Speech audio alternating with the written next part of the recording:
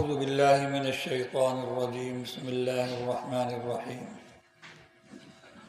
يوم تقلب وجوههم في النار يقولون يا ليتنا أطعنا الله وأطعنا الرسول وقالوا ربنا إنا أطعنا سادتنا وكبراءنا فأضلونا السبيل ربنا آتهم ضعفين من العذاب والعنهم لعنا كبيرا۔ سورہ الاحزاب کی آیت نمبر 66 سے میں نے تلاوت کی ہے۔ اس میں اللہ تبارک و تعالی جہنمیوں کے حالات بیان فرما رہے ہیں اور ان کی بے کسی اور بے بسی کا اظہار فرما رہے ہیں۔ فرماتے ہیں کہ یوم تقلب وجوہہم فی النار، جس دن ان کے چہرے الٹ پلٹ کیے جائیں گے آگ پر، جس طرح وہ سیخ کباب والا یوں الٹ پلٹ کرتا ہے، اسی طرح ان جہنمیوں کے چہرے جو ہیں یوں لوٹ پوٹ کیے جائیں گے، الٹ پلٹ کیے جائیں گے آگ پر۔ وہ اس یقولون یا لیتنا، اس وقت یہ یوں کہہ رہے ہوں گے، اے کاش ہم نے اللہ اور اس کے رسول کی اطاعت کی ہوتی، اطعنا اللہ و اطعنا الرسول، ہم نے اللہ کی فرمانبرداری کی ہوتی، اللہ کی مان کر چلتے اور رسول اللہ صلی اللہ علیہ وسلم کی اطاعت کی ہوتی، ان کی فرمانبرداری کی ہوتی۔ اس وقت یہ حسرت کریں گے، حسرت سے جو کہیں گے، اے کاش ہم صحیح راستے پر چلا کرتے۔ سورہ الفرقان میں فرمایا وَيَوْمَ يَعَضُّ الظَّالِمُ عَلَى يَدَيْهِ يَقُولُ يَا لَيْتَنِي اتَّخَذْتُ مَعَ الرَّسُولِ سَبِيلًا۔ اس وقت یہ کافر اور یہ نافرمان اور یہ جہنمی لوگ حسرت کریں گے، حسرت کرتے ہوئے کہیں گے اور اپنے انگلیوں کو کاٹتے ہوئے کہیں گے، کاش ہم نے رسول اللہ کے راستے کو اپنایا ہوتا۔ لیکن اس وقت کا یہ پچھتانا اور حسرت کرنا کچھ بھی کام نہیں آئے گا، کچھ بھی کام نہیں آئے گا، کیونکہ سوچنے کی اور فکر کرنے کی اور جو ہے وہ وقت جو ہے وہ دنیا کا وقت ہے۔ مرنے کے بعد کسی قسم کی سوچ اور فکر کام نہیں آئے گی۔ قیامت کے دن تو سارے ہی مسلمان ہو جائیں گے، کیونکہ سب کچھ اپنے سامنے دیکھ رہے ہوں گے۔ اس وقت یہ حسرتیں کر رہے ہوں گے کہ کاش ہمیں واپس بھیج دیا جائے، ہمیں واپس بھیج دیا جائے، ہم اچھے اعمال کر کے آئیں گے اور نبی کی بات مان کر چلیں گے۔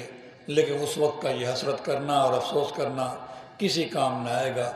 وقالوا ربنا انا اطعنا سادتنا وکبراءنا، اس وقت یہ اقرار کریں گے، اے ہمارا رب، بے شک ہم نے اپنے سرداروں کی، اپنے وڈیروں کی، اپنے بڑوں کی ہم نے اطاعت کی، فَأَضَلُّونَا السَّبِيلَ، تو انہوں نے ہمیں صحیح راستے سے بھٹکا دیا۔ لیکن اس وقت یہ سب چیزیں بیکار ہوں گی،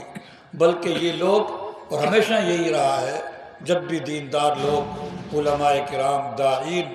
لوگوں کو دعوت دیتے ہیں دین حق کی، صحیح راستے کی، تو یہی وڈیرے جو ہیں رکاوٹ بن جاتے ہیں، یہی گمراہی کے جو لیڈر ہیں یہی رکاوٹ بن جاتے ہیں۔ اور اگر کوئی مسلمان ہو بھی جائے، ایمان لے آئے، اس کو واپس لانے کی پوری کوشش کرتے ہیں اور اپنی چودراہٹ اور اپنی لیڈری برقرار رکھنے کے لیے یہ لاکھوں کروڑوں لوگوں کو جہنم کا ایندھن بنانے اور ایندھن بنائے رکھنے کی کوشش کرتے رہتے ہیں، صرف اپنی چودراہٹ قابو کرنے کے لیے، باقی رکھنے کے لیے۔ ربنا آتہم ضعفین من العذاب،